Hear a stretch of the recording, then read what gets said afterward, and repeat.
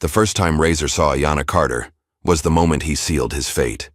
His gang ruled these streets through fear, their leather jackets and cold stares making even grown men step aside. So when this 17-year-old girl walked straight through their circle outside Mr. Kwan's store, looked Razor in the eye, and refused his command to smile, something dangerous ignited in him. The video Slick recorded of her walking away spread through underground channels with a caption that promised retribution. Rumors were planted, threats were made, a tire was slashed. But what they didn't see in that quiet, confident stride was 12 years of karate discipline under Coach Takashi's watchful eye. What they couldn't recognize in those steady hands was the precision of a black belt who taught self-defense to younger girls every weekend. By the time they realized their mistake, it would be too late. The hunter would become the hunted, and Ayanna Carter would teach them exactly what happens when you mistake composure for weakness. Just before we get back to it, I'd love to know where you're watching from today. And if you're enjoying these stories, make sure you're subscribed, because tomorrow's special episode is one you definitely don't want to miss. The evening air hung, heavy with humidity as Ayanna Carter made her way down the cracked sidewalk toward home. Her karate gi was neatly folded in her backpack, the black belt hidden from view. Not that she'd ever flaunt it. At 17, Ayanna had mastered the art of being simultaneously invisible and unmistakable. Tall for her age with close-cropped natural hair that framed intense brown eyes, she moved with the fluid confidence of someone who knew exactly what her body was capable of. "Hey, baby girl," her father called from the kitchen as she entered their modest apartment. James Carter stood at the stove, stirring something that smelled deliciously of garlic and spices. His security guard uniform was hung neatly on the back of a chair, ready for tomorrow's shift. "Hey, Dad," Ayanna replied, dropping her backpack on the counter. "Need help?" James shook his head, the corners of his eyes crinkling with warmth. 20 years in the military had left him with impeccable posture and a spine of steel, but retirement had softened his edges. Now he worked security at the local mall, his military precision redirected toward keeping their neighborhood safe and putting food on the table. "Nah, I got this. How was class?" "Good. Coach Takashi wants me to help with the younger kids more often. Says I have a knack for it." James nodded approvingly. "That man knows talent when he sees it. Those little girls look up to you, you know." Ayanna shrugged, but inside she felt a small glow of pride. Every Saturday morning, she taught basic self-defense to a group of girls from the community center. Most were from families like hers, working hard, getting by, but always conscious of the neighborhood's growing problems. "Dad, have you noticed more of those guys hanging around the corner by Mrs. Wilson's place?" she asked, filling a glass with water. James's stirring slowed. "The ones with the leather jackets? Yeah, they're moving in on 8th Street now too. People are talking."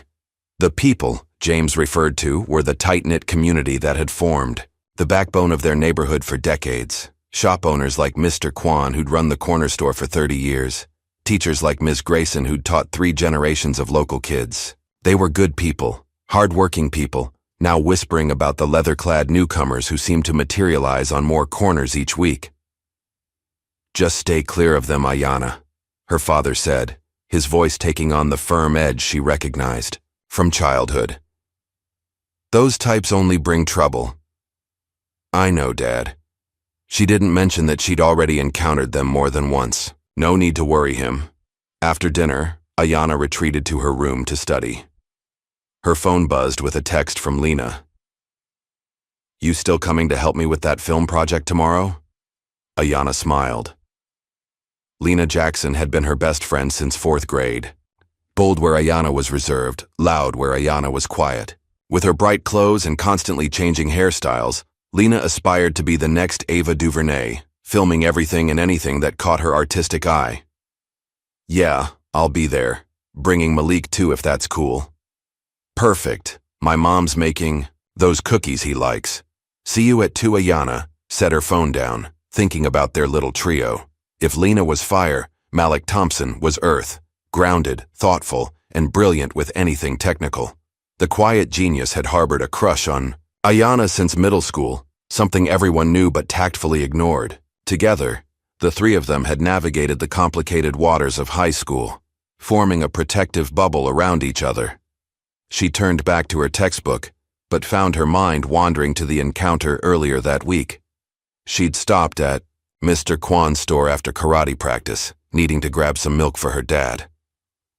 The group had been lounging outside, taking up the entire entrance. 4 of them, 3 men and 1 woman, all in matching leather jackets adorned with some kind of emblem she couldn't quite make out. The tallest one had been leaning against the doorframe, his arms covered in tattoos, a cigarette dangling from his lips. The others flanked him like satellites, a slender man with slicked back hair, a shorter but muscular guy with a twitchy energy, and a woman with hard eyes and hair dyed a brilliant purple.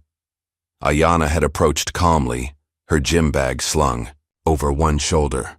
"Excuse me," she'd said politely but firmly. The tall one, clearly the leader, had looked her up and down with deliberate slowness. His friends snickered. But instead of waiting for permission, Ayanna had simply walked between them, maintaining eye contact with the leader as she passed.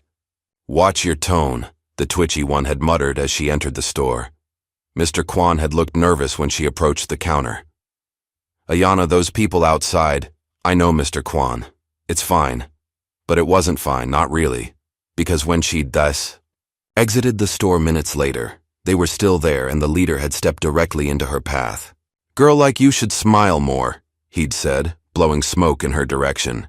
"Pretty face like that." Ayanna had met his gaze steadily.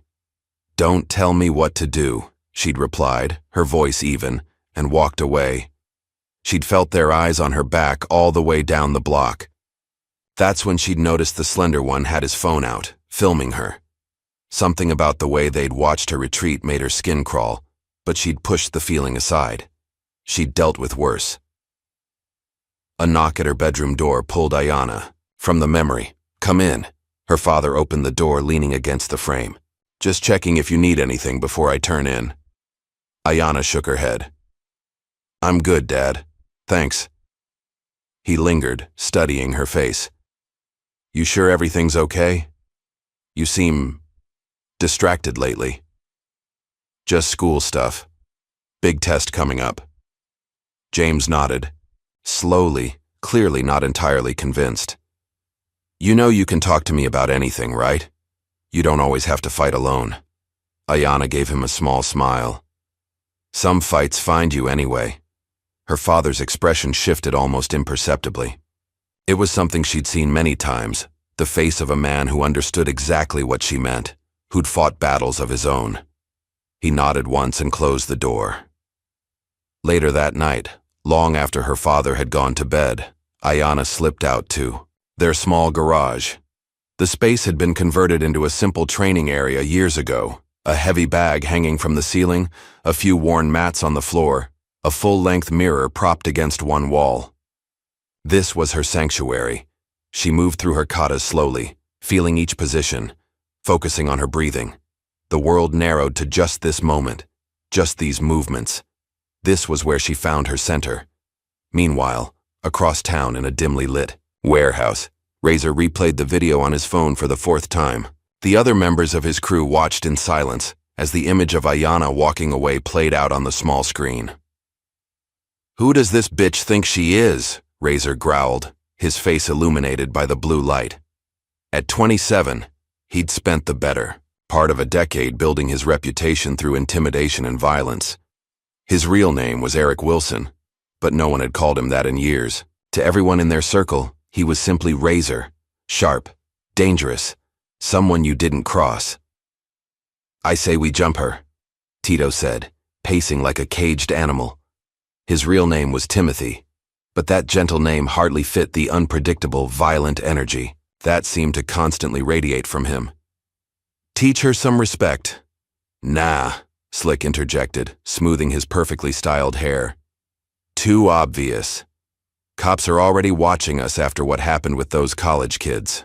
Nails, leaning against a stack of crates, examined her chipped purple nail polish. "She's just some high school girl. Who cares?" Razor pocketed his phone, his jaw tight. "I care. We're trying to establish ourselves here, and some teenage girl Just walked through us like we were nothing. You think people didn't see that? You think that doesn't matter?" Nails rolled her eyes but said nothing more. Jessica Thompson had earned her nickname from the steel-reinforced acrylic nails she sometimes used as weapons, but her real power came from her ability to blend in where the others couldn't, to gather information. "So what's the plan?" Slick asked, his smooth voice cutting through the tension. Of all of them, he was the thinker, the strategist. Razor smiled, but there was no warmth in it. "Let's give her a show she won't forget." The morning sun had barely risen when Ayanna discovered her bike tire slashed. She knelt beside it, examining the clean cut that had deflated the rubber completely. Next to the bike lay a small leather patch, the same emblem she'd seen on the jackets of the gang at the gas station. A warning. "Great," she muttered, standing up and brushing off her jeans. She'd have to walk to school today, which meant leaving, now or being late. The walk gave her time to think, to process what was happening. They were testing her, trying to get a reaction.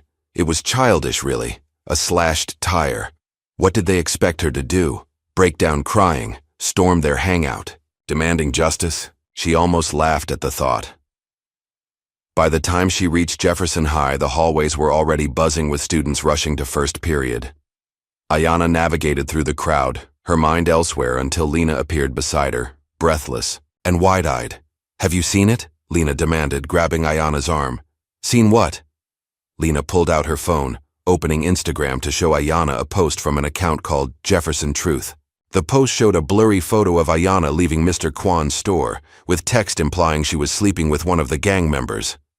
"What the hell?" Ayanna whispered, scanning the comments. Dozens of students had already seen it, commenting and speculating. "Who would post this?" Lena asked, her filmmaker's instinct for drama temporarily overriding her outrage. "I have a pretty good idea," Ayanna replied, her voice tight. She handed the phone back to Lena just as the first bell rang. "I've got to get to class. We'll talk at lunch." Throughout the morning, Ayanna felt the stares and whispers follow her. Some students looked at her with judgment, others with a sick curiosity. By third period, the rumor had evolved. Now she was supposedly dating the gang leader. Now she was selling drugs for them. The stories grew more outlandish with each telling. At lunch, she joined Lena and Malik at their usual table in the corner of the cafeteria. "I traced the IP address," Malik said without preamble, his voice low. Tall and lanky with glasses that were perpetually sliding down his nose, Malik had the look of someone who spent more time with computers than people. "Whoever posted that used the Wi-Fi at Ink Matters."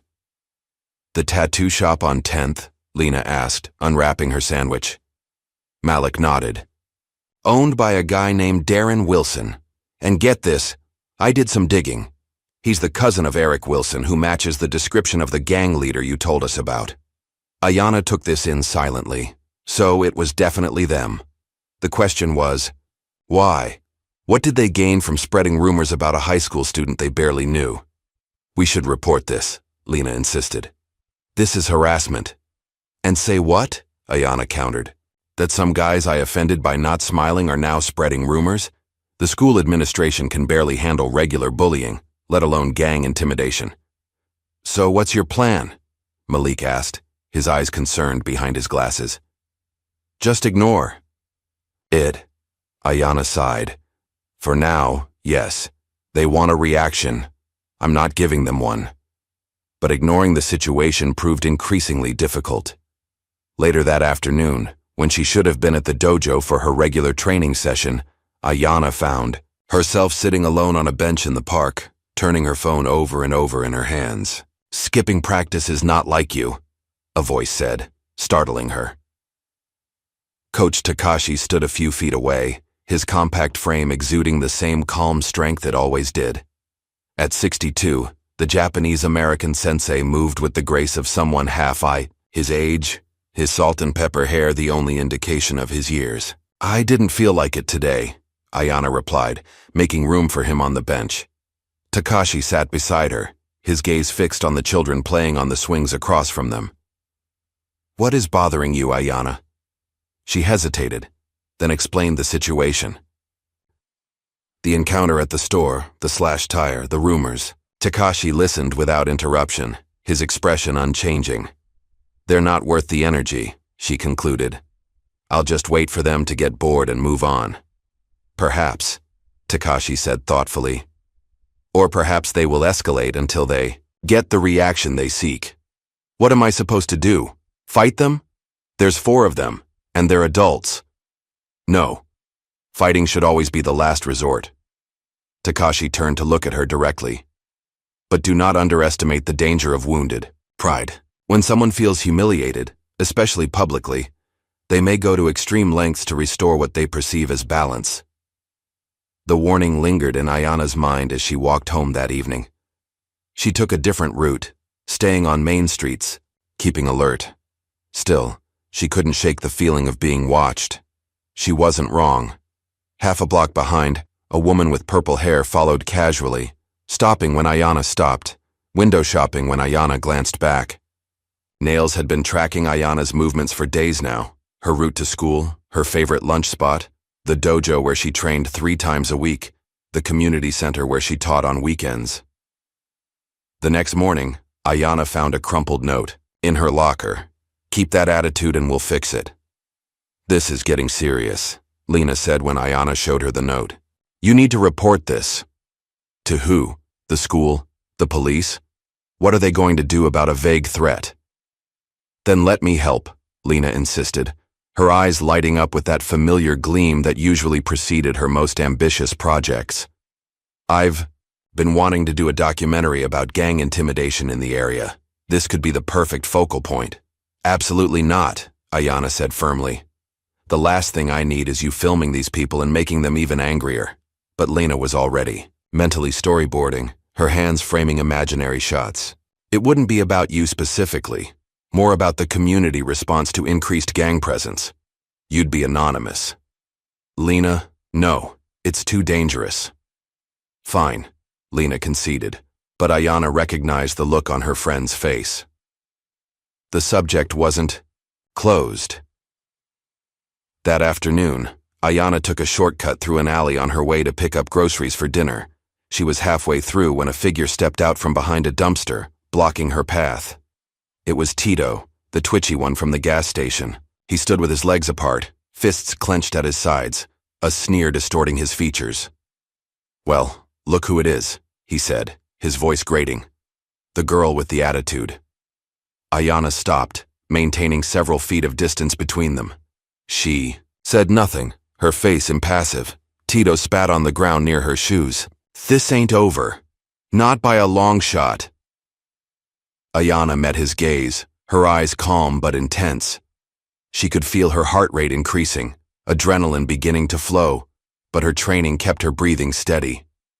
She took a step forward, then another, walking directly toward him. For a moment, uncertainty flickered across Tito's face. Then Ayana was past him, continuing down the alley without looking back. You hear me? This ain't over, he called after her, but she could hear the slight waver in his voice. Later that night in the warehouse, Razor paced back and forth while the others watched. She just walked past you? He demanded, glaring at Tito. Again? Tito shifted uncomfortably. She didn't say nothing, just stared me down and kept walking. It was weird, man, like she wasn't even scared. Because we haven't given her a reason to be scared yet, Razor snapped. These little mind games aren't working. We need something bigger, something public. What are you thinking? Slick asked, his fingers tapping away at his phone. We humiliate her, in front of everyone, make an example of her. Nails looked up from filing her purple acrylics. The school has that talent show coming up next Friday. Lots of kids, parents, too. We could catch her after when everyone's leaving. Razor nodded slowly, a cruel smile spreading across his face. Perfect. Start planning. I want this to hurt. In her garage that night, Ayana trained with a focused intensity that left her drenched in sweat. She moved through combinations of punches, kicks, and blocks, pushing herself harder than usual. The physical exertion helped clear her mind, helped process the anxiety she wouldn't admit to anyone else. From the doorway, James Carter watched silently. He recognized the signs, the tension in her shoulders, the slightly too aggressive strikes. Something was wrong. He'd seen it for days now, but had been giving her space to work through it herself. Finally, as Ayana paused to catch her breath, he stepped into the garage. Without a word, he walked to the small box on the shelf and removed his old army patch, 75th Ranger Regiment. He held it out to her. "You don't need it," he said quietly. "But I think you're about to show them what discipline looks like." Ayana looked at the patch, then at her father. She didn't ask how he knew. She didn't need to. "I can handle it, Dad." "I know you can. That's not what worries me." He placed the patch in her hand, closing her fingers around it. "It's what happens after." Ayana nodded, understanding. Violence, even in self-defense, changed a person. Her father knew that better than most. "I'll be careful," she promised. James smiled sadly. "No, you'll be yourself. And that's what scares them. You're not seriously considering going to this thing, are you?" Malik's voice cracked with concern as he stared at the tattered flyer in Ayana's hand. The three friends huddled at their usual lunch table, heads bent together in quiet conference. The flyer advertised a block party behind the old Phillips warehouse, a decaying industrial building at the edge of their neighborhood that had been abandoned years ago. Friday night, 9 p.m., it read in jagged, spray-painted lettering. Music, drinks, no cops. "It's obviously a trap," Lena added, uncharacteristically aligned with Malik's caution. "They're practically sending you an engraved invitation to get jumped." Ayana studied the paper, her expression unreadable. "That's exactly what it is," she agreed. "And that's exactly why I need to go." "Have you lost your mind?" Malik hissed, pushing his glasses up nervously. "These aren't high school bullies, Ayana. These are grown men with criminal records, the kind of people who carry weapons. And they're not going to stop," Ayana replied, her voice quiet but firm. "The tire slashing, the rumors, the threats. It's escalating. If I don't face this now on my terms, they'll just keep coming. Maybe at school, maybe at the dojo, maybe somewhere my dad could get caught in the crossfire." Lena's filmmaker brain was already spinning despite her concern. "If you're really doing this, you're not going alone. We're coming with you." "Absolutely not." Ayana's tone left no room for argument. "This is between me and them." "At least tell your dad," Malik pleaded. Ayana folded the flyer carefully and tucked it into her backpack. "I'll handle it. Don't worry." But worry they did. Throughout the day, Lena and Malik exchanged glances loaded with concern. During last period, Malik slipped Ayana a small canister. "Pepper spray," he whispered. "Just in case." After school, Ayana headed home, her mind busy with preparation. Her father was working a double shift tonight, which simplified things. No need to lie about where she was going. She'd leave a note saying she was at the dojo with Coach Takashi, not a complete lie as she planned to stop there first. In her room, she laid out her clothes carefully. Dark jeans, a fitted black hoodie, and her most flexible sneakers. Underneath, she would wear the lightweight compression gear she used for tournament sparring, thin but protective, allowing full range of movement without restricting her. At 6, she headed to the dojo. Coach Takashi was finishing up a children's class when she arrived. He acknowledged her with a slight nod as she bowed at the entrance and took a seat on the bench to wait. After the last child had been picked up, Takashi approached her, toweling sweat from his forehead. "You are not dressed for training," he observed. "I need to talk to you about something," Ayana said. For the next 20 minutes, she outlined the situation and her plan. Takashi listened without interruption, his weathered face revealing nothing. "You understand this is what they want," he said finally. "To isolate you. To create a scenario where they control the environment. Yes. And still you choose to go." "I do." Takashi studied her for a long moment. "There is a fine line between courage and foolishness, Ayana.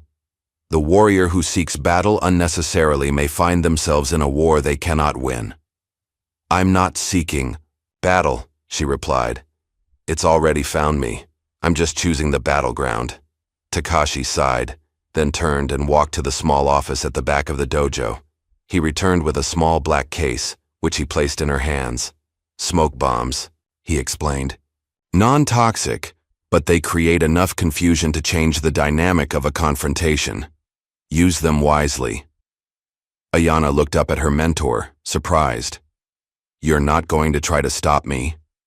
A ghost of a smile crossed Takashi's face. Would it work if I did? By 8:30, Ayana was making her way toward the warehouse, the night air cool against her face. The neighborhood grew progressively more desolate as she walked. Boarded-up storefronts, vacant lots, scattered trash. She kept to the shadows, alert. To every sound and movement, 2 blocks from the warehouse, her phone buzzed. A text from Malik. We're in position. NW corner of the building. Be careful. Despite her instructions, her friends had come anyway. Ayana felt a mix of frustration and gratitude as she texted back, Stay hidden. Don't intervene unless absolutely necessary. From a distance, she could already hear the thumping bass of music. Colored lights flashed from behind the warehouse, and the murmur of voices carried on the night air.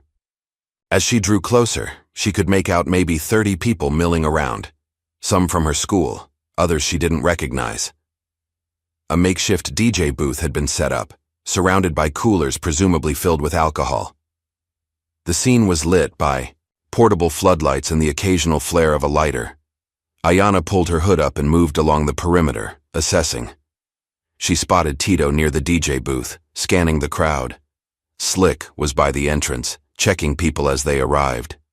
And there, holding court in the center of it all, was Razor, a beer in one hand, the other gesturing as he spoke to an attentive audience of younger guys clearly eager for his approval. No sign of nails, which made Ayana uneasy. The woman was the wild card in this equation. For nearly 20 minutes, Ayana circled the gathering, staying just out of sight. She watched the patterns of movement, noted the exits, identified potential obstacles. Then, having seen enough, she stepped into the light. The effect was immediate. A ripple of recognition spread through the crowd, conversations faltering, heads turning. Slick, noticing the shift in energy, looked up and spotted her.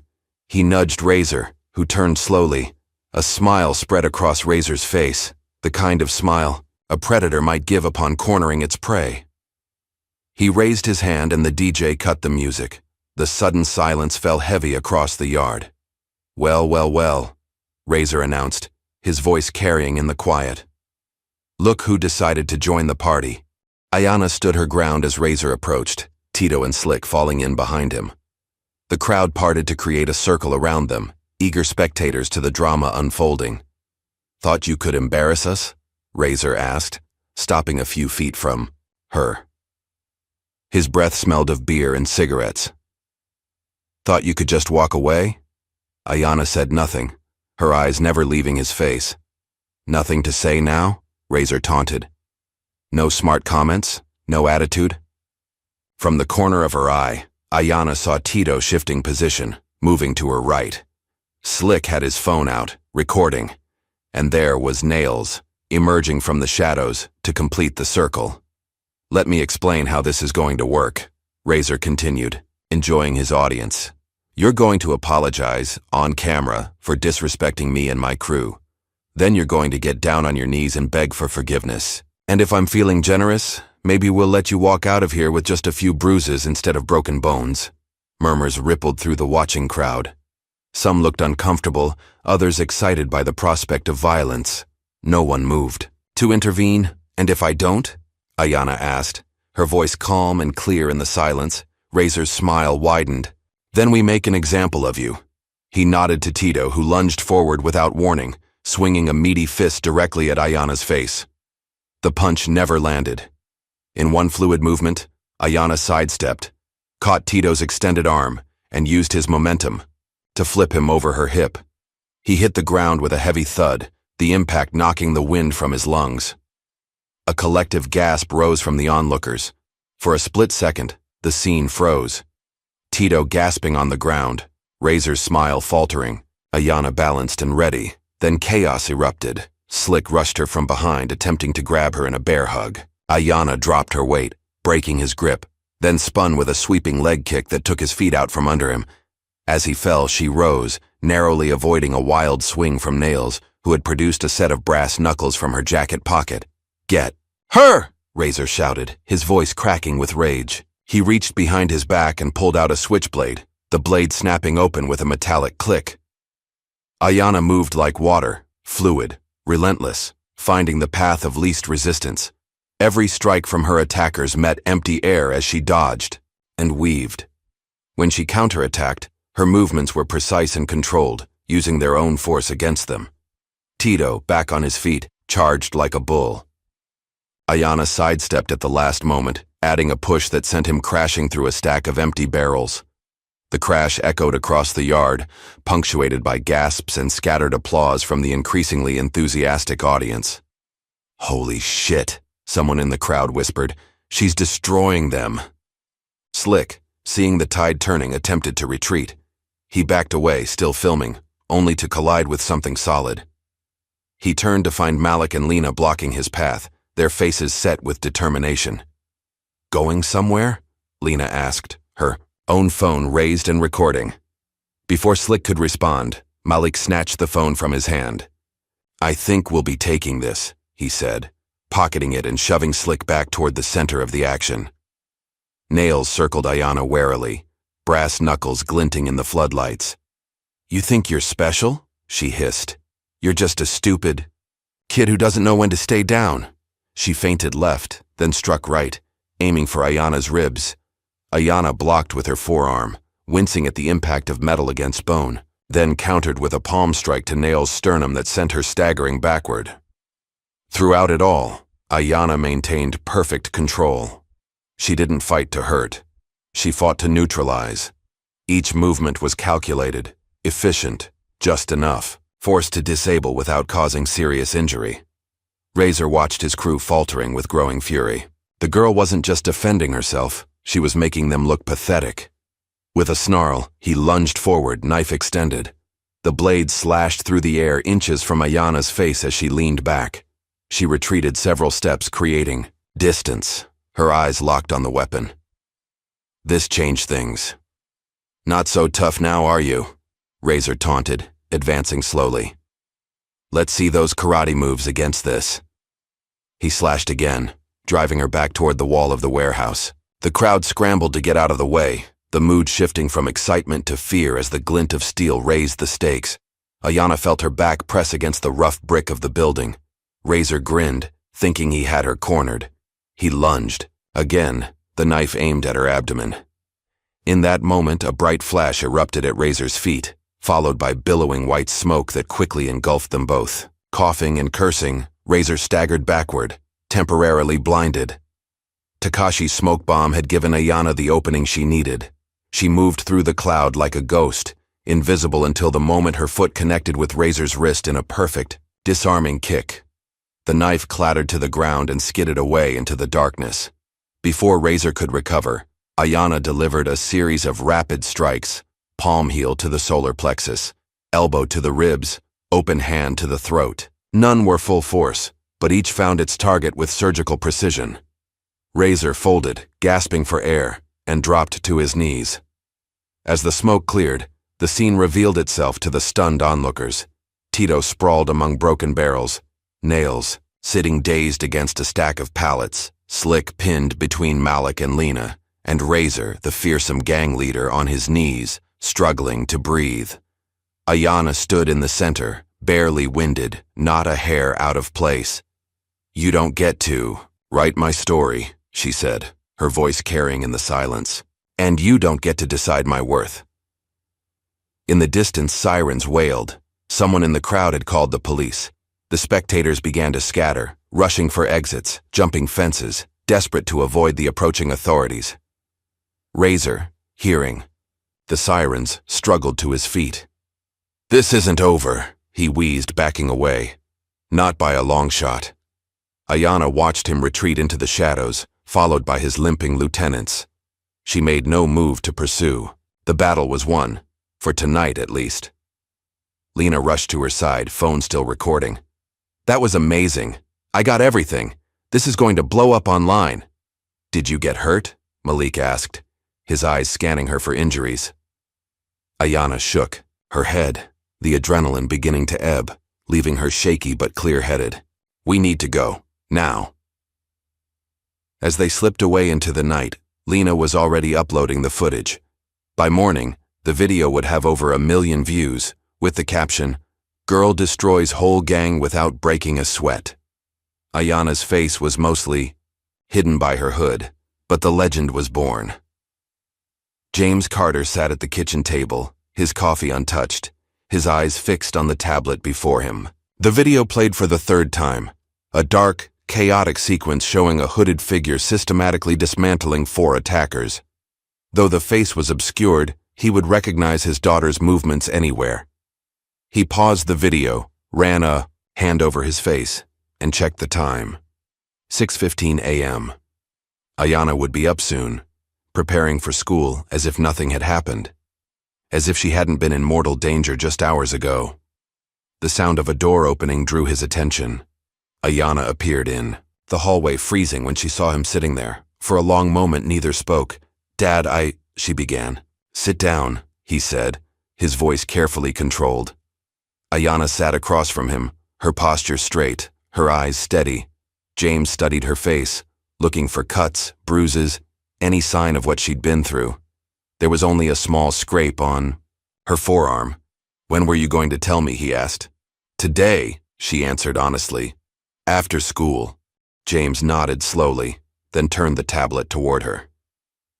"This is all over the internet. Nearly 2 million views already." Ayana's eyes widened slightly. "I didn't know Lena would upload it so fast." "That's not the point, Ayana." James's composure cracked, his voice rising. "You could have been killed. That man had a knife." "I knew what I was doing," she replied, her tone even. "I've been training for this my whole life. Training to fight gangs? To take on armed criminals? Is that what you think I've been preparing?" "You for all these years?" Ayana met his gaze unflinchingly. "You taught me to stand up for myself, to be strong, to face problems head on." "Not like this," James said, shaking his head. "Not by putting yourself in harm's way deliberately." "They weren't going to stop, Dad. The harassment was escalating. They slashed my tire, threatened me at school, spread rumors. What was I supposed to do? Wait until they caught me alone somewhere? Or came here?" James stared at his daughter, seeing for the first time not just the child he'd raised, but the woman she was becoming. Fierce, principled, uncompromising. So much like her mother it made his chest ache. "You should have come to me," he said finally, his anger deflating. "We could have handled this together." "Would you have let me face them?" Ayana asked. James was silent, knowing the answer. "That's why I didn't tell you," she said softly. "Some fights you have to face yourself." The fight drained out of James, completely.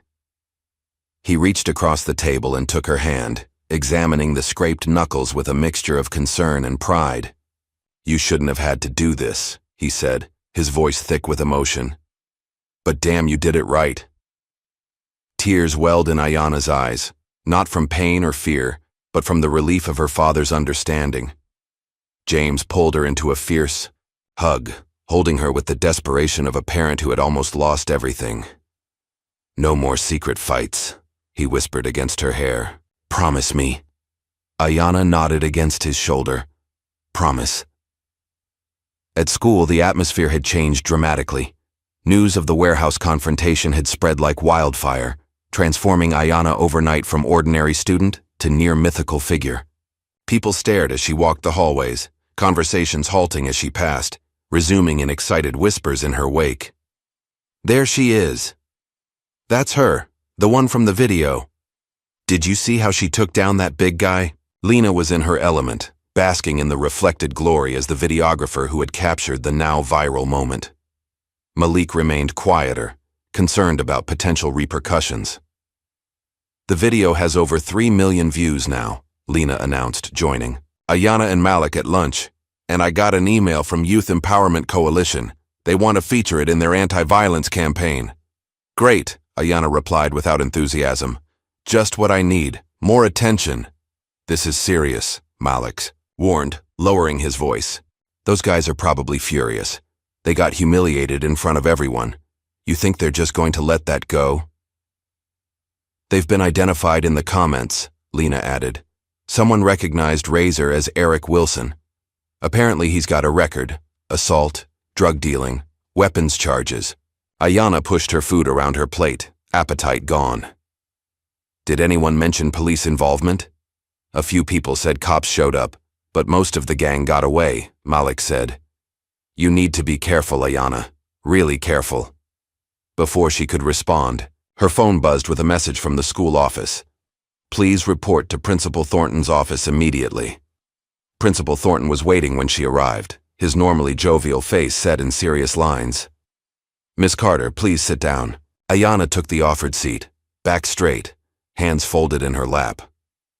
I've received some concerning information, Thornton began, adjusting his tie nervously. About an incident involving you and several known gang members. Yes, sir. Would you care to explain what happened?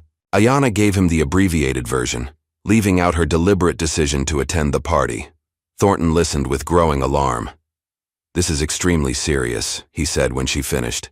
These individuals have violent criminal histories. The police have informed me that there may be a risk of retaliation. I understand. Given the circumstances, we believe it would be in your best interest to switch to our online learning program for the remainder of the semester. You could complete your coursework from home where you'd be safe. Ayanna's jaw tightened. No. Thornton blinked, taken aback. Excuse me? I said no. I won't be driven out of school because of their threats. That's exactly what they want. To control me through fear. Miss Carter, this isn't about fear, it's about your safety. My safety is my responsibility, Ayanna replied firmly, and I refuse to hide. After school, Ayanna was met by a police officer who introduced himself as Detective Morris. He escorted her to a nearby patrol car where his partner waited. We'd like to ask you some questions about what happened last night, Morris explained as they drove to the station. We've been building a case against Eric Wilson's gang for months, and this incident could provide valuable evidence. At the station, Ayanna was led to a small interview room. For the next hour, she answered questions, identified photos, and provided details about the harassment leading up to the warehouse confrontation. The detectives were particularly interested in the knife Razor had pulled. Unfortunately, Detective Morris said, reviewing his notes, while the video clearly shows Wilson attacking you with a knife, his face is partially obscured by the smoke. His lawyer could argue it's not definitive identification. So he gets away with it? Ayanna asked, frustration evident in her voice. For now, possibly, but this adds to our case file. And we've arrested 2 of his associates on existing warrants. Morris leaned forward, his expression serious. Miss Carter, I need you to understand something. Men like Wilson don't take humiliation well. They can't afford to lose face, especially publicly. You need to be extremely vigilant. Ayanna nodded, the weight of the situation settling more firmly on her shoulders. Later that evening, she visited the dojo. Coach Takashi was alone, methodically cleaning the training mats. I wasn't sure you'd come today, he said without looking up. I wanted to thank you, Ayanna replied, for the smoke bombs. They may have saved my life. Takashi straightened, studying her face. You fought well from what I hear. Controlled, precise. I did what I had to do. And now? What will you do now? Ayanna hesitated. I don't know. Everyone's telling me to hide, to be careful, but that feels like letting them win. Takashi set aside his cleaning cloth and walked to the center of the mat. He gestured for Ayanna to join him. When she did, he surprised her by bowing deeply. The bow, of respect given to a senior practitioner, not a student. I have been teaching for 40 years, he said as he straightened. In that time, I have trained many strong fighters, but true warriors are rare. I'm not a warrior, Ayanna protested. I just defended myself. A warrior is not defined by fighting, but by purpose. By the willingness to stand firm in the face of fear. Takashi placed a hand on her shoulder. I would be honored if you would begin assisting me with the advanced class. The students could learn much from your example. Ayanna felt a swell of emotion at the unexpected offer. Thank you, Sensei. As she walked home in the gathering dusk, Ayana's phone pinged with a message from Malik. Check your email now. Urgent. She opened her email to find a series of screenshots Malik had sent. Anonymous messages, sent to his gaming accounts, all with the same theme. Back off. Stop helping her. Or else. Ayana's blood ran cold. They were targeting her friends now. Across town, in a dingy apartment that served as a temporary hideout, Razor paced like a caged animal. His face was bruised, his pride more so. The viral video had made him a laughingstock in circles where fear was currency. His phone hadn't stopped buzzing with messages, some mocking, others from higher-ups demanding explanations. We need. To lie low, Slick advised, nursing a sprained wrist. The heat's too much right now. Cops are looking for you specifically. Lie low, Razor spat, hurling a beer bottle against the wall. While that bitch becomes some kind of internet hero, while everyone laughs at us? It's just some stupid video, Nails said from the couch, her own face sporting a magnificent black eye. It'll blow over. It's not about the video, Razor shouted. It's about respect, about consequences. No one humiliates me and walks away clean. No one. So what's the plan? Tito asked, his eagerness for violence undimmed despite his injuries. Razor stopped pacing, a cold smile spreading across his face. We hit her where it hurts. Not just her, everyone around her.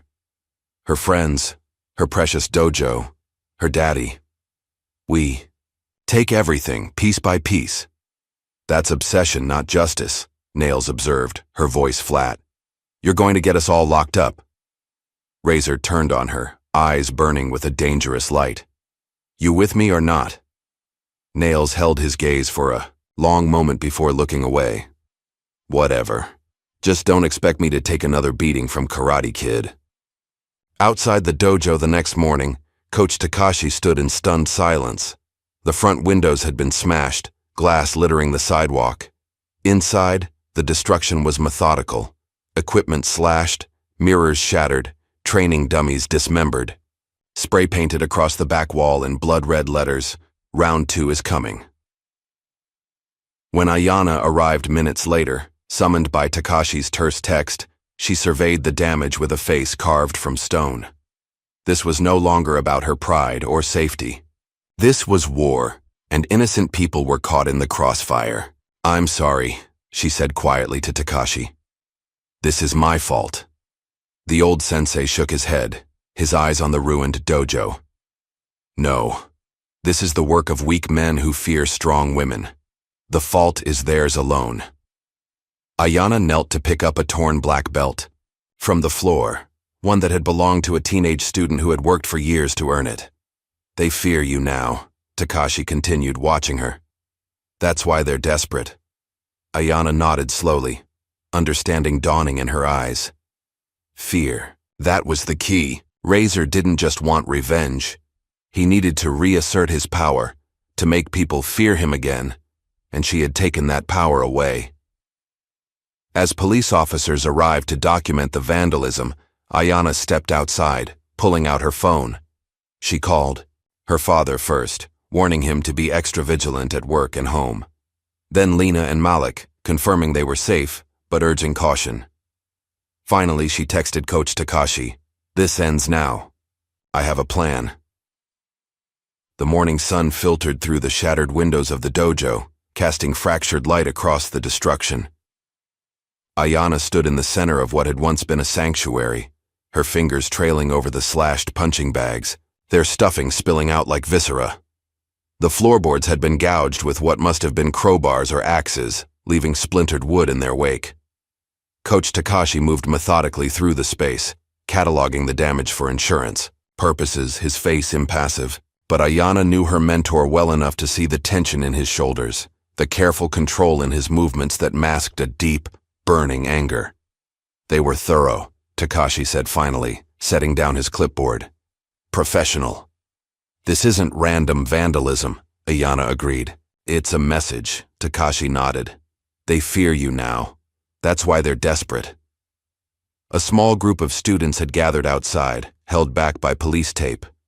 Among them were some of the younger girls Ayana taught on weekends, their faces pressed against the glass, eyes wide with confusion and dismay.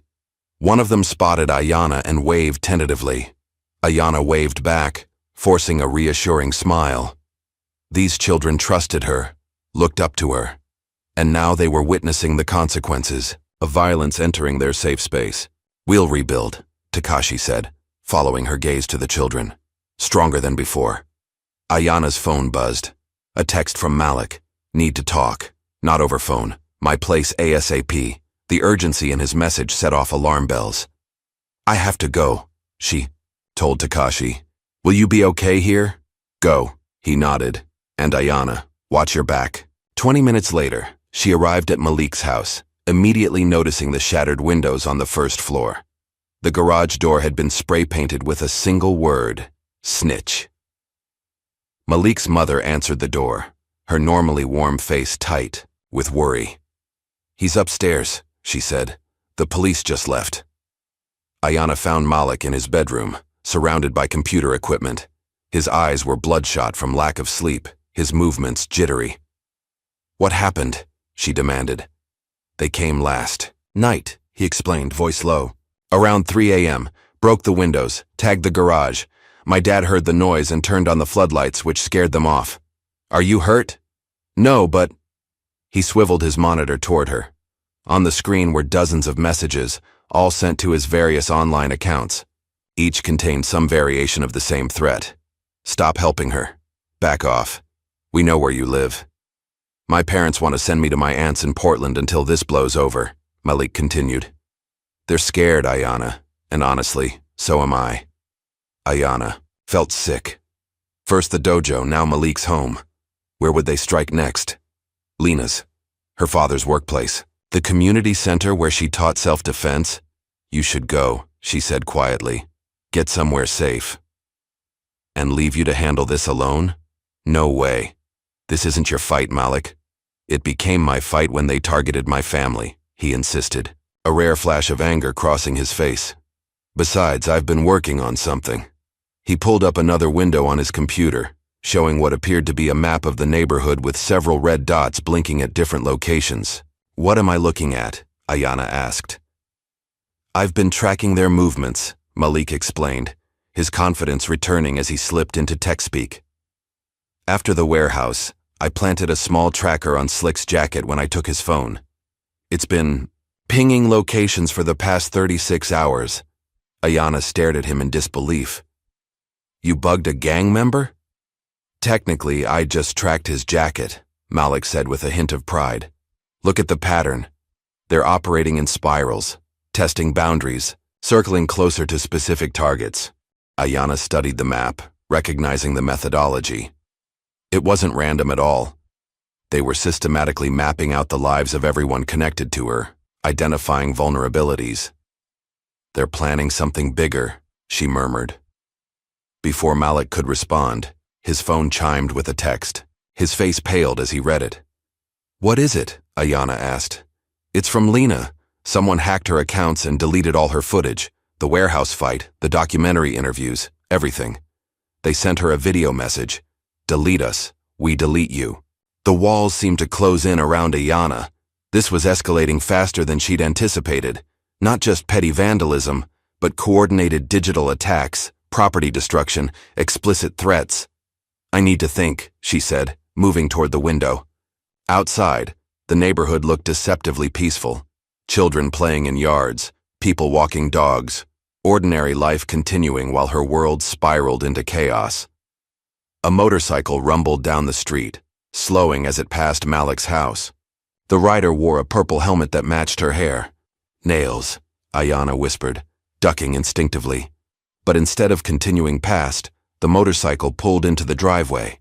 Nails cut the engine, removed her helmet, and looked directly at the window where Ayana stood. "Stay here," Ayana told Malik, heading for the stairs. "Are you crazy? She's one of them, which is exactly why I need to talk to her." Outside, Nails leaned against her bike, arms crossed defensively. Up close, the bruising from their fight was vivid against her pale skin, a swollen cheekbone, split lip, darkened eye socket. "Nice work," she said, gesturing to her face. "You've got good hands." "What do you want?" Ayanna asked, maintaining a safe distance.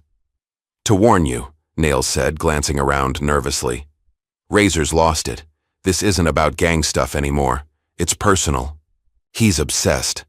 Why should I believe you?" "Because I'm not interested in going to prison for his revenge fantasy," Nails replied flatly. "He's planning something twisted. You humiliated him in front of everyone. Now he wants to humiliate you for real." "What does that mean?" Nails hesitated, then lowered her voice. "There's a community event next weekend, right? The talent show at the rec center?" Ayanna nodded, her stomach clenching. "He's planning to grab you there. Live stream it. Turn your legend into a warning." Nails pulled a cigarette from her pocket and lit it with shaking hands. "I'm done with this shit. I signed up for a crew, not a cult. Razor's going to get us all locked up or killed." "Why are you telling me this?" Nails took a long drag, blew the smoke sideways away from Ayanna. "Maybe I don't like seeing girls get hurt. Maybe I'm covering my ass. Does it matter?" Before Ayanna could press further, Nails was back on her motorcycle, engine roaring to life. "Watch yourself," she called over the noise. "And we never had this conversation." As the motorcycle disappeared around the corner, Malik emerged from the house, his expression incredulous. "Did she just help you?" "I think so," Ayanna replied, already pulling out her phone. "I need to call my dad."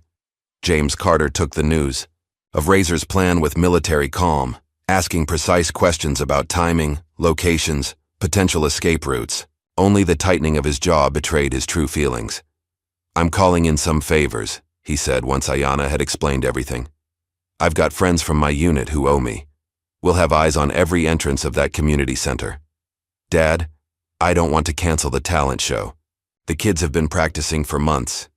"We're not canceling anything," James assured her. "We're setting a trap of our own." Over the next 5 days, preparations took shape. James contacted former Rangers who now worked in private security. Malik set up a network of hidden cameras around the community center, linking them to a secure server that couldn't be hacked or deleted. Lena, despite losing her footage, began training volunteers from the film club to position themselves at strategic points with their cameras. Coach Takashi contributed as well, teaching Ayanna and her friends specific techniques for urban combat, how to fight in confined spaces, how to use environmental features to their advantage, how to escape zip ties and duct tape. On the evening, before the event, Ayanna walked alone into the empty community center. The space had been transformed for tomorrow's show, a stage with proper lighting, rows of folding chairs, a sound system borrowed from the high school.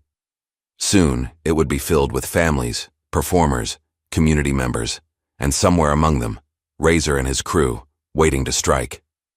Ayanna moved to the center of the room and closed her eyes. Her breathing slowed as she began a series of kata, the formalized movements that were the backbone of her training. Each position flowed into the next with precision and control, a moving meditation that cleared her mind and focused her energy. From the back of the room, James Carter watched his daughter with a mixture of pride and concern. He held an old tactical flashlight in his hands, methodically checking its function, a habit from his military days.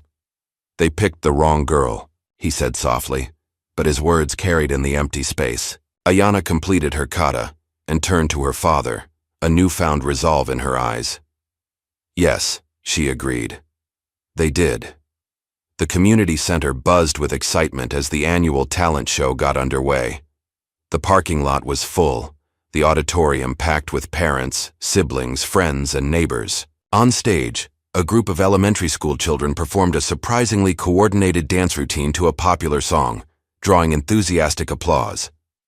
Ayanna sat with her father in the middle row, her posture relaxed, but her senses hyper-alert. James wore civilian clothes, but the earpiece partially hidden by his collar betrayed his readiness. Throughout the audience, other former military men were similarly positioned. Ordinary-looking individuals with extraordinary training, their eyes constantly scanning. Backstage, Lena coordinated her film club volunteers, each equipped with a camera and assigned a specific zone to monitor. Malik had set up in a small office off the main corridor, surrounded by laptops, showing feeds from various security cameras he'd installed. As the third act began, A teenage boy performing an impressive card trick routine. Ayana's phone vibrated in her pocket. A text from an unknown number. 3 mini-near razors coming in from the south alley. Nails had come through with her promised warning. Ayana caught her father's eye and gave a subtle nod. He touched his earpiece, murmuring instructions to his team. With practiced casualness, Ayana stood and made her way toward the exit, as if heading to the restroom. Once in the hallway, she moved swiftly toward the south entrance, texting Malik as she went. "They're here, South Alley. Start recording." On it came the immediate reply. "Drone is airborne. I see 3 figures approaching, Razor, Tito, and someone I don't recognize. They're dressed in dark clothes. Razor's carrying something, looks like a duffel bag." Ayana slipped through a side door into the warm evening air. The South Alley ran behind the community center, connecting to the main parking lot. It was dimly lit and lined with dumpsters, perfect for an ambush. Instead of hiding, Ayana deliberately made herself visible, then ducked around the corner. She dropped her hair tie on the ground, scuffed a clear footprint in a patch of dirt, and placed her phone on a window ledge, screen illuminated with a half-written text. "I'm at the south entrance. Where are why?" The bait was set. From her new position, behind an air conditioning unit, Ayana watched as 3 figures appeared at the mouth of the alley. Razor led the way, moving with predatory confidence, a duffel bag slung over his shoulder. Tito followed, nervously fingering something in his pocket. The third man was unfamiliar, taller than the others, with a spiderweb tattoo visible on his neck, even in the dim light. Razor spotted the phone first, a smile spreading across his face as he picked it up. "She wants a stage," he said to the others, his voice carrying in the quiet alley. Exactly as Ayana had predicted. His ego wouldn't allow him to question such convenient evidence. He was too eager for his moment of triumph. Razor gestured for the others to spread out and search the alley while he continued toward the parking lot. Ayana waited until he was well separated from his backup before stepping into view, positioning herself between Razor and the lot. "Looking for me?" she asked calmly. Razor froze, then recovered with a sneer. "Well, well, saving us the trouble of dragging you out?"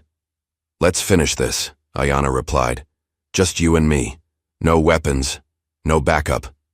A laugh escaped Razor's throat, harsh and disbelieving. "You think this is some kind of fair fight? Some tournament with rules?" He dropped the duffel bag and unzipped it, revealing what looked like rope, duct tape, and a small camera setup. "This isn't about fighting. This is about making an example." Before he could reach into the bag, a spotlight suddenly illuminated the alley, blinding in its intensity. Lena's voice crackled through a megaphone. "You're live, asshole!" Razor squinted against the light, momentarily disoriented. From various positions around the alley, camera lenses glinted, Lena's film crew capturing everything, rage contorted, Razor's features as he realized the trap. With a roar, he lunged at Ayana, abandoning whatever plan he'd had in favor of raw violence. Ayana sidestepped his initial rush, using his momentum to send him stumbling past her. He recovered quickly, turning to face her with fists raised. "You think you're special?" he snarled. "You're nothing. A nobody who got lucky once." "No," Ayana corrected, settling into a fighting stance. "I'm someone who trained for 12 years, while you were building your reputation on intimidating people weaker than you." The first exchange was swift, Razor throwing heavy punches that Ayana blocked or evaded with practiced efficiency. He fought with the unstructured brutality of someone used to overwhelming opponents with strength and aggression. Ayana fought with discipline and technique, each movement deliberate and controlled. Meanwhile, Tito had spotted the cameras and rushed toward one of Lena's volunteers. Before he could reach the terrified student, Malik's voice rang out from behind. "A dumpster. I wouldn't do that if I were you." Tito turned to find Malik pointing not a weapon but a phone at him. "We're streaming this to the police in real time. They're already on their way." Back in the center of the alley, the fight intensified. Razor, realizing he was being outmaneuvered, pulled a chain from his pocket and swung it in a vicious arc toward Ayana's head. She ducked beneath it, closing the distance between them, and delivered a precise strike to his solar plexus that left him gasping. Enraged and desperate, Razor reached into his jacket and produced what Ayana had feared, a taser. The weapon, crackled with electricity as he jabbed it toward her. "Still think you're special?" he taunted. This time, Ayanna wasn't quite fast enough. The taser caught her arm, sending a jolt of electricity through her body. She staggered, momentarily paralyzed by the shock, and Razor pressed his advantage, moving in to finish what he'd started. But before he could reach her, a small object arced through the air, landing at his feet. With a pop and a hiss, one of Takashi's smoke bombs exploded, filling the space between them with thick white vapor. Coach Takashi's voice called from somewhere in the smoke. "Ayanna, focus!" The momentary distraction gave Ayanna precious seconds to recover. Though her arm still tingled painfully, she centered herself, remembering her training. In the disorienting smoke, she had the advantage.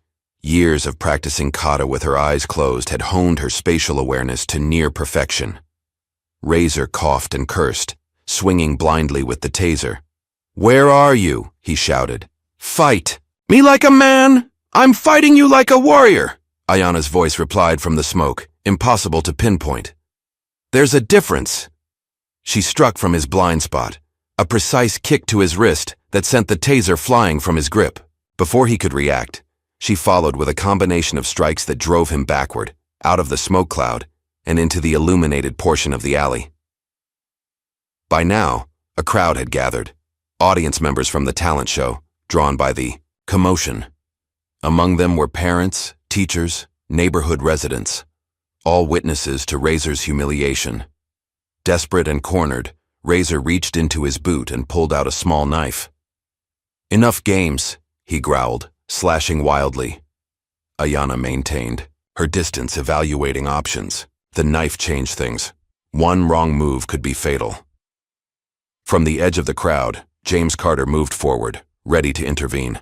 But Ayanna caught his eye and gave a subtle shake of her head. This was her fight to finish. Razor lunged, knife extended.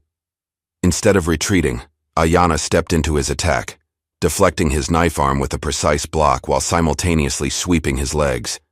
As he fell, she captured his wrist in a joint lock that forced his fingers open. The knife clattered to the pavement. In one fluid motion, Ayanna transitioned from the wrist lock to a throw that flipped Razor onto his back with bone-jarring force. Before he could recover, she pinned him, one knee on his chest, the other immobilizing. His arm in a painful hold, Razor struggled furiously, but the position was inescapable without risking a broken arm. Slowly, the fight drained out of him as he realized the depth of his defeat.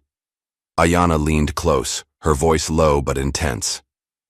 "You don't get to write my ending.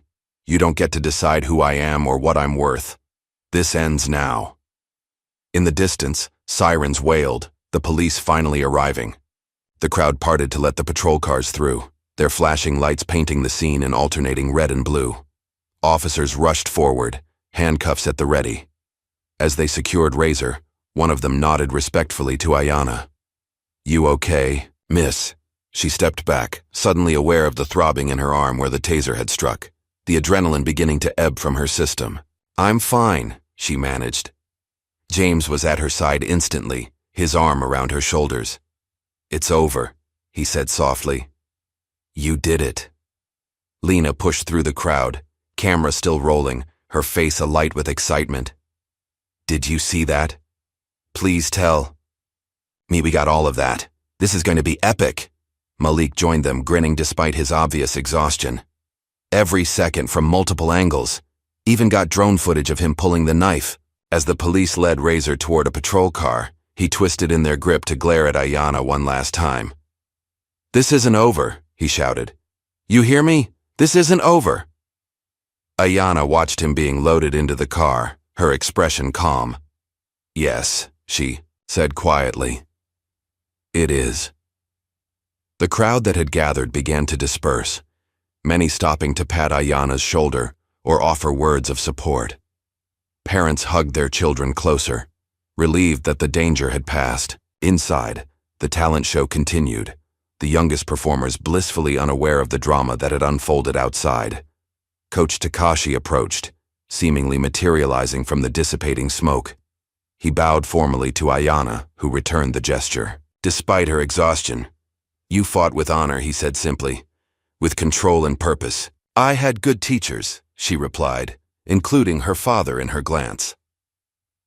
As the sirens faded into the distance, Ayanna stood between her father and her mentor, surrounded by friends, in a community that had witnessed her strength. The battle was won, but she knew the war for her neighborhood's safety was just beginning, and she was ready. 3 weeks after the confrontation at the community center, Ayanna sat in an uncomfortable plastic chair outside an interview room at the police station. Through the window in the door, she could see Detective Morris speaking with the district attorney, their expressions serious as they reviewed documents spread across the table. It was her third visit to the station since Razor's arrest. Each time, more questions, more statements, more forms to sign. The legal machinery moved slowly, grinding away at the truth until it became something that could fit into the rigid framework of law. The door opened, and Detective Morris gestured her inside. Thanks for coming in again, Ayanna. We've got some updates we wanted to share with you. The district attorney, a sharp-featured woman named Carson, offered a tight smile as Ayanna took a seat. We've filed formal charges against Eric Wilson, she began without preamble. Assault with a deadly weapon, conspiracy, attempted kidnapping, cyberstalking, and several parole violations from previous convictions. What about the others? Ayanna asked. Tito, Slick, Timothy Davis, and Marcus Allen, Morris clarified, using their real names. They're cooperating with the investigation. Apparently, the prospect of extended prison time has loosened their tongues.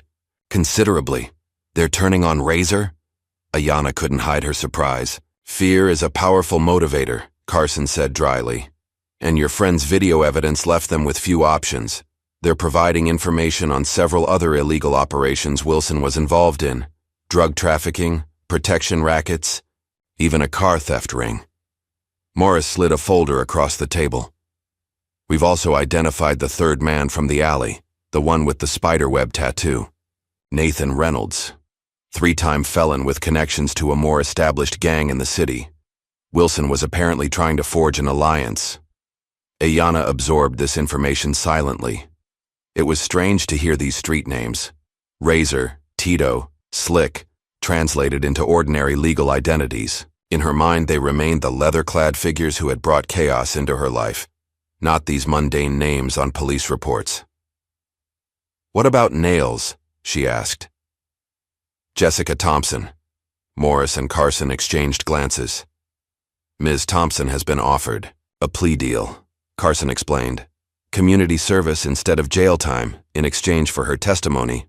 Her involvement was less direct, and her warning to you demonstrates a willingness to separate herself from Wilson's more extreme actions.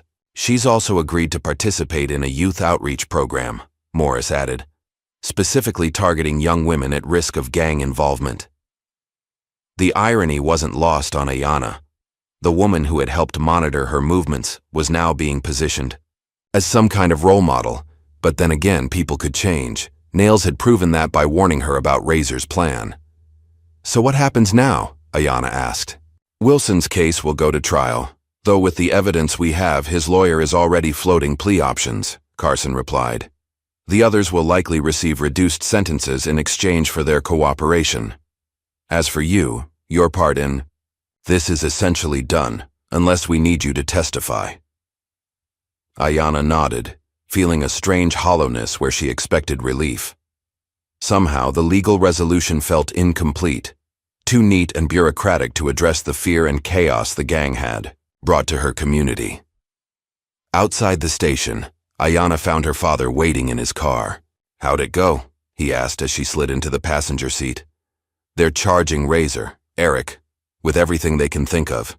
The others are cooperating. James nodded approvingly. Good. That's how these things fall apart. Once loyalty breaks down, the whole structure collapses. Nails got community service. She's going to be working with at-risk girls. A smile tugged at James's lips.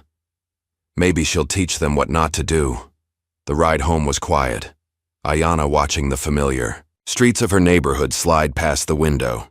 The same streets that had felt threatening just weeks ago now seemed ordinary again. Children playing, people walking dogs, normal life reasserting itself. At home, a package waited on their doorstep. Inside was a formal letter from the morning show, one of the biggest national talk programs, requesting an interview with the young woman who single-handedly took down a violent gang. James read it over her shoulder, whistling low. That's quite an opportunity. National TV. Ayanna folded the letter and placed it back in the envelope. I'm not interested. No? Why not? She shrugged, searching for words to explain the discomfort she felt. I'm not a hero. I'm someone who was forced to stand up. There's a difference. James studied his daughter's face, recognizing the quiet dignity that had always been her hallmark. Fair enough. It's your story to tell, or not tell. Later that evening, Ayanna's phone lit up with a text from Malik. Check this out. Just hit 5 million views. Attached was a link to a video titled, Girl Power, How One Teen Stood Up to Gang Violence. The thumbnail showed a blurred image of Ayanna in fighting stance, facing off against Razor in the alley. Malik had edited together footage from multiple cameras, including his drone shots, creating a compelling narrative that carefully obscured Ayanna's face while highlighting the gang's aggression and her disciplined response. Comments poured in, by the thousands. This is the most inspiring thing I've seen all year. Who is this girl? She's amazing. The way she stayed calm even when he pulled weapons. Absolute legend. Scrolling through the responses, Ayanna felt a mix of emotions, embarrassment at the attention, pride in her skills, and an unexpected sense of responsibility. People were looking to her story for inspiration, for hope. That meant something. Malik's success didn't end with viral videos. The following week, he received an email from the technology department of a prestigious university, offering him a scholarship in cybersecurity and media forensics. They specifically cited his work documenting and securing evidence of criminal activity. They want me to start in their fall program, he told Ayanna and Lena over lunch, his eyes wide with disbelief. Full ride. That's incredible, Lena exclaimed, hugging him tightly. You deserve it. I couldn't have done it without you guys, Malik said, his gaze lingering on Ayanna. Especially you. You gave me something worth documenting. Ayanna smiled, genuinely happy for her friend. You earned this, Malik. Your skills made the difference. Lena's own project was resurging as well. Though her original footage had been deleted in the hack, she had maintained backup drives that contained most of her documentary material. With the added drama of the community center confrontation, her film had evolved from a local interest piece to a powerful statement on community resistance to gang intimidation. The Youth Film Festival accepted my submission, she announced proudly. They want me to present it at the opening night showcase. That's your dream come true, Ayanna said, squeezing her friend's hand. One of them, Lena agreed. Now I just need to finish editing the final cut. I was wondering if you'd be willing to do a proper interview. Nothing that shows your face if you don't want, but your voice, your perspective. It would really complete the narrative. Ayanna hesitated. She'd been avoiding the spotlight, declining the national TV request and several local news interviews. But this was Lena, her best friend, and perhaps telling the story her way, in a thoughtful documentary rather than sensationalized news segments, was the right choice. Okay, she agreed, but I get final approval on what you use. Lena's face lit up. Absolutely, thank you. That evening, Ayanna returned home to find her father sitting on the edge of her bed, staring at a framed photo of her mother. It was unusual to see him in her room, and even more unusual to catch him in such an unguarded moment of remembrance. Dad? She said softly from the doorway. James looked up, and Ayanna was startled to see tears in his eyes. In all the years since her mother's death, she had rarely seen her father cry. I was just thinking, he said, his voice rough, about how proud your mom would be, of the woman you've become. Ayanna sat beside him, leaning her head against his shoulder as she had done as a child. I hope so. I know so, James insisted. You've got her spirit, her strength. They sat in silence for a moment, both feeling the presence of the woman who had shaped their lives. Her in the 9 years before cancer took her, him in the brief but powerful marriage that had changed, him forever. You know, James said finally. "I thought I was protecting you all these years, encouraging your karate training, teaching you to be strong and independent. But somewhere along the way, you became someone who protects everyone else." He turned to look at her directly, tears flowing freely now. "I'm so damn proud of you, Ayana. So proud." The wall of composure Ayana had maintained through weeks of tension finally crumbled. She buried her face against her father's shoulder and sobbed, releasing fear, stress, and relief in a flood of emotion. James held her tightly, his own tears falling into her hair, father and daughter finding healing in their shared vulnerability. The following Monday, Ayana was called into Principal Thornton's office. She entered cautiously, half expecting another lecture about her safety or school policy. Instead, she found Thornton standing with several members of the school board and the superintendent. "Ayana," Thornton began, his tone more respectful than she'd ever heard from him. "We wanted to speak with you about recent events. Here it comes," she thought. More concern, more suggestions that she switch to online learning. "First," the superintendent said, stepping forward, "we want to apologize." Ayana blinked in surprise. "Apologize? For not taking the gang threat seriously enough when they first appeared," Thornton explained. "For suggesting you remove yourself from school rather than addressing the underlying safety issues. That was wrong." The school board president, a severe-looking woman in a tailored suit, nodded. "We've implemented new security protocols and anti-gang measures district-wide, and we'd like to invite you to help lead a new peer safety council, students advising administration on real-world concerns." Ayana was speechless. She'd expected resistance, not recognition. "You've shown extraordinary courage and judgment," the superintendent continued. "The kind of leadership we should be nurturing, not hiding away." After the meeting, Ayana walked through the school hallways with a strange new awareness. Students and teachers alike greeted her with newfound respect, not celebrity, something deeper. She had become a symbol of resistance, of refusing to be intimidated. It was a mantle she hadn't sought, but one she would try to wear with dignity. The dojo that afternoon, she found Coach Takashi overseeing a small team of volunteers. The interior had been transformed from the wreckage she'd last seen. New mats covered the floor, fresh mirrors lined the walls, and equipment had been replaced and upgraded. "The insurance came through?" she asked, surveying the improvements. "That, and community donations," Takashi replied. "Once word spread about what happened, people wanted to help. We received more than double what we needed for repairs." He led her to the back wall, where a colorful mural was taking shape under the brushes of several art students. The design showed a female figure in mid-kick, surrounded by symbols of strength and resilience. Beneath it, in bold lettering, "You are enough." "We wanted something to inspire the students," Takashi explained, "especially the young girls." Ayana traced the outline of the figure with her eyes, recognizing her own silhouette though the face remained abstract. "It's beautiful." "The extra donations will fund scholarships," Takashi continued, "for children who couldn't otherwise afford training. The first recipients start next week." That evening, Ayana found herself drawn to the alley where she had first confronted Tito, the beginning of the escalation that had changed everything. The narrow passage was quiet now, unremarkable, just a shortcut between streets. She walked its length slowly, memories washing over her. The fear she'd felt, but hadn't shown. The calculations she'd made in those tense moments. The decision to stand her ground rather than retreat. In the middle of the alley, Ayana stopped. She closed her eyes and took a deep breath, centering herself as she had been taught. Then, in the silence, she bowed deeply, a gesture of respect, not to an opponent, but to herself, to the journey, to the growth that comes from facing fear. When she straightened, her steps were lighter, her shoulders straighter. She walked out of the alley and into the evening light, calm confidence in every movement.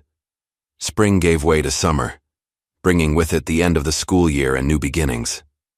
For Ayana, the most unexpected arrival was a letter bearing the emblem of the International Martial Arts University in Tokyo. one of the most prestigious training centers in the world. They're offering you a full scholarship? James asked, reading the letter with widening eyes. Room, board, tuition, everything? Ayana nodded, still processing the news herself. Coach Takashi submitted an application on my behalf. He included videos from tournaments plus, she hesitated, footage from the confrontations with Razor's gang. That's incredible, baby girl. James beamed with pride, but Ayana caught the flicker of something else in his expression, the natural sadness of a father facing his daughter's potential departure. I don't know if I want to go, she admitted. It's so far, and I've got responsibilities. Here, the dojo, the community center classes, the safety council at school. James set the letter down and took her hands in his. Ayana, listen to me. You can lead from anywhere. The foundation you've built here won't crumble if you take this opportunity. You wouldn't mind? If I went? James laughed softly. Mind? I'd miss you every day. But this is the kind of chance that changes lives. You deserve it. The question lingered in Ayana's mind over the next few weeks as she continued her regular routine, training, teaching, studying. The deadline for accepting the scholarship wasn't until August, giving her time to consider. One Saturday morning, as she was setting up for her weekly self-defense class at the community center, a woman approached with a young girl trailing behind her. Are you Ayana Carter? The woman asked. Ayana nodded, offering a friendly smile to the girl who seemed to be about 13, with wide eyes and nervous energy. I'm Lisa Williams, and this is my daughter Zoe. She wanted to join your class, if that's possible. Ayana knelt to eye level with Zoe. Have you ever done any self-defense training before? Zoe shook her head, eyes downcast. No, but I need to learn. Something in the girl's tone, a mixture of determination and vulnerability, resonated with Ayana. What made you want to start now? Zoe glanced at her mother, who nodded encouragingly. Some girls at school have been picking on me, pushing me around. Yesterday they took my backpack and threw it in a puddle. The familiar story twisted in Ayana's chest. And you want to fight them? No, Zoe replied, surprising Ayana. I want to be strong enough that I don't have to. Like you. Ayana's eyes widened. Like me? Lisa explained. Zoe saw that video. The one of you standing up to those gang members. She's watched it about 100 times. You're kind of her hero. Warmth spread through Ayana's chest as she looked at the young girl with new understanding. She saw herself at that age, uncertain, searching for strength, needing guidance. Well, Zoe, she said, we start in 5 minutes. Let's find you a spot on the mat. The class went well, with Zoe showing natural aptitude despite her nervousness. Afterward, as the other students filtered out, Ayana spent extra time helping. Zoe perfect a basic blocking technique. Will this really work? Zoe asked, repeating the movement.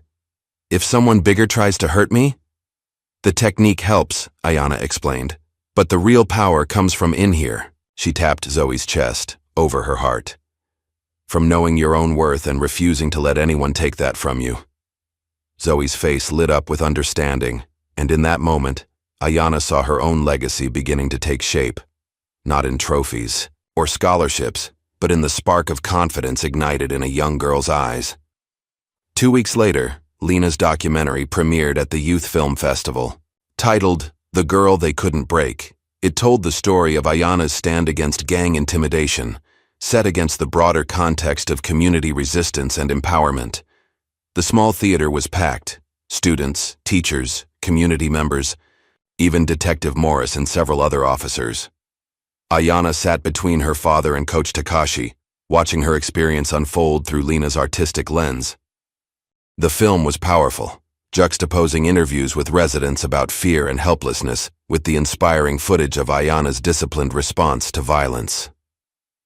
Throughout, Ayana's voice narrated key moments, though her face remained largely obscured, maintaining her privacy while sharing her perspective.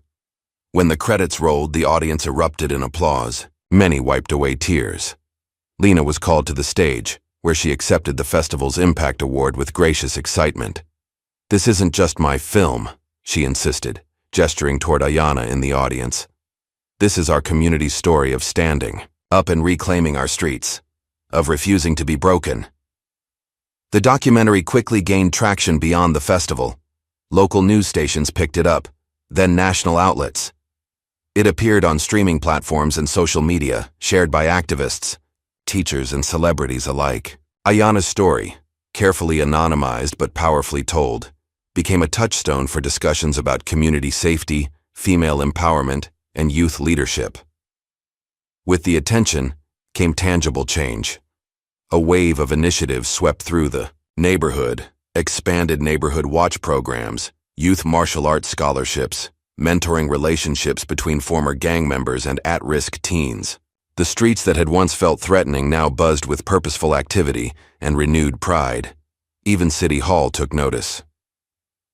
On a warm July afternoon, the mayor herself attended the grand reopening of Takashi's dojo, now expanded to include a mall, community resource center.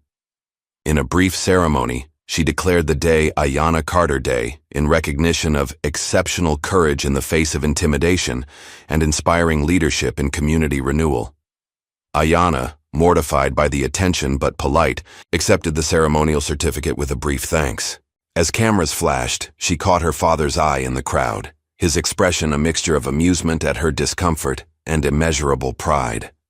Later that week, an envelope arrived with no return address. Inside was a single sheet of paper, a letter from Razor, sent from the county jail where he awaited trial. The handwriting was jagged, pressing hard into the paper. "You think you've won? You think this is over? You took everything from me, my crew, my reputation, my freedom. One day I'll get out, and then we'll see who's smiling. You better watch your back for the rest of your life." The letter ended with a crude drawing of a knife. Ayana read it once, her face impassive. Then, without comment, she carried it to the kitchen, struck a match, and watched the paper curl and blacken in the sink until nothing remained but ash. She didn't respond. She didn't need to. Some people would never change, would never understand. That true strength came from building, not breaking. From protecting, not threatening. From standing firm in your truth, not imposing your will on others. James found her there, staring at the ashes. Without asking questions, he put an arm around her shoulders. "You good?" Ayana nodded. "I'm good." The summer passed in a blur of activity. Malik prepared for his university program, packing up his room and transferring his surveillance system to the community center for ongoing security. Lena received a grant to expand her documentary into a feature-length film exploring youth empowerment across the city. Both continued to check in with Ayana regularly about her Tokyo decision. "You have to go," Lena insisted during one of their late-night calls. "This is your dream." "We've all earned this," Ayana replied. "These opportunities, this growth." By August, she had made her decision. The Tokyo scholarship was deferred for 1 year, giving her time to establish her programs more firmly, to ensure the momentum of change continued, to prepare her father for her eventual departure. On the first day of the new school year, Ayana stood before a packed dojo. Students of all ages filled the mats, many new faces among the familiar ones. At the front stood Zoe, now a regular student showing remarkable progress. Near the back, to Ayana's surprise, was Nails, Jessica, fulfilling her community service, hours by assisting with the beginner classes. Ayana surveyed the room, feeling the weight of their expectations, their trust. This was her legacy, not the videos or news stories or mayoral proclamations, but these faces looking to her for guidance. She bowed deeply to them all, then straightened with quiet authority. "Before we begin," she said, her voice clear and confident, "I want you to remember something. Martial arts isn't about fighting. It's about finding the strength within yourself that no one can take away. It's about standing firm in who you are, even when the world tries to break you." She caught Zoe's eye and smiled. "You are enough, exactly as you are. Today we'll practice the forms that help us remember that truth." With that, Ayana began leading the warm-up, moving with the fluid grace that came from years of disciplined training. The students followed, mirroring her movements, beginning their own journeys toward inner strength. Outside, the mural of Ayana in mid-kick gleamed in the morning sun, a silent testament to courage. Above it, newly painted words captured the essence of her story. Strength isn't about how hard you hit, it's about how much you refuse to be broken. Have you ever wondered what untapped strength lies within you, waiting for the moment when fear meets courage? Like, subscribe, and share for more stories about ordinary heroes who discover their extraordinary power when it matters most.